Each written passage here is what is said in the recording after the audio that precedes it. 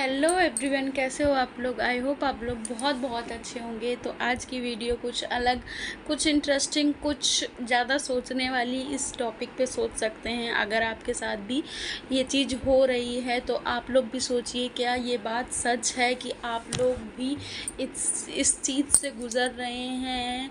तो चलिए पहले टॉपिक बता देती हूँ। आज का टॉपिक है डिप्रेशन। ये आज के टाइम में बहुत बड़ी परेशानी है।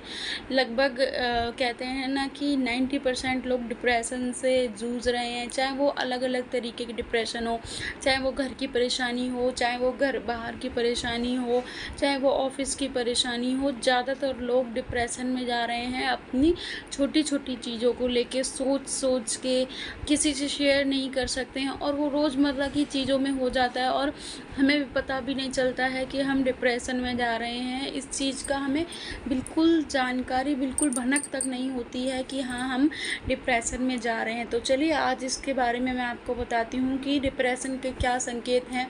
आप किस तरीके से समझ पाएंगे कि आप क्या डिप्रेशन आपको हो गया है या आप डिप्रेशन की तरफ जा रहे हैं।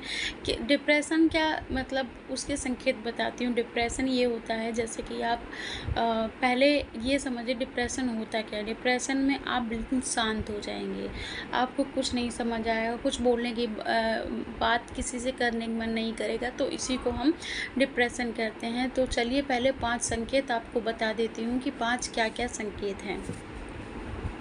सबसे फर्स्ट कारण है कि अत्यधिक, सबसे ज़्यादा सोचना। अगर आप हर बात पे सोच रहे हैं कि अरे ये कैसे हो गया, अरे ये चीज़ नहीं होनी चाहिए थी, ये चीज़ कैसे हो गई, तो मतलब आप डिप्रेशन की तरफ जा रहे हैं। तो आप कोशिश करिए कि ज़्यादा हर चीज़ के बारे में चिंता मत कीजिए कि ये कैसे है, ये कैसे हो गया, ये क्यों होना नहीं चाहिए था।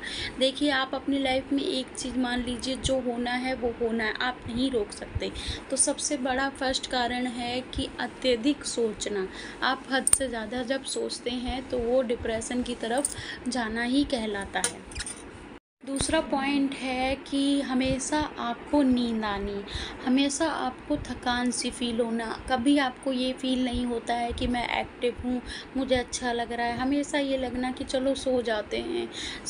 शरीर में हमेशा दर्द होते रहना। तो दूसरा कारण ये भी डिप्रेशन का है कि हाँ, आपको अगर ये चीज़ फील हो रही है तो आप डिप्रेशन की तरफ जा रहे हैं। तीसरा कारण है घबराहट, बेचैनी होना, डर लगना। आपको ऐसे लगेगा कि ये चीज़ होने वाली है, अब मैं कैसे करूँगी। बेचैनी, दिल घबराते रहना हमेशा, ये कैसे होगा, वो कैसे होगा। बेचैनी रहना, घबराहट होना, डर लगना, वो भी डिप्रेशन का एक बहुत बड़ा कारण हो सकता है, होता ही है। अगर आपको टेंशन आने से पहले ही अगर आपको घबराहट होने लग रही है, डर लगने लग रहा है, तो आप उसका सामना नहीं कर पा रहे हैं, समझ लीजिए आप डिप्रेशन की तरफ जा रहे हैं। फोर्थ कारण है गुमसुम रहना और किसी से बात नहीं करने का मन होना। जैसे कि आप बैठे हैं, आपके पास 4 लोग हैं, 5 लोग हैं, बहुत सारे लोग हैं, पर आपको किसी से बात करने की बिल्कुल इच्छा नहीं हो रही है कि मैं किसी से बात करूं, कुछ किसी से शेयर करूं कुछ। तो सबसे बड़ा कारण एक ये भी है कि किसी से बात नहीं करने का मन होना, अकेले ही बैठना कि मुझे किसी से बात नहीं करनी, मुझे अकेले अच्छा लगता है क्योंकि मुझे उन लोगों की बातें अच्छी नहीं लग रही हैं, मुझे उनसे बात ही नहीं करनी है। तो एक ये भी कारण हो जाता है। 5वां कारण है कि आपको किसी भी काम में मन नहीं लग रहा है। चाहे आप खाना बना रहे हो, चाहे ऑफिस जा रहे हो, काम तो कर रहे हो, पर कोई काम करने में मन नहीं लग रहा है, कोई काम ढंग से नहीं हो पा रहा है क्योंकि दिमाग तो हमारा उसी चीज़ में, उसी सोच में चल रहा है। तो एक 5th कारण ये भी है कि किसी भी काम में मन ना लगना, समझ ना आना, कोई काम कर रहे हैं पर अच्छा नहीं लग रहा है।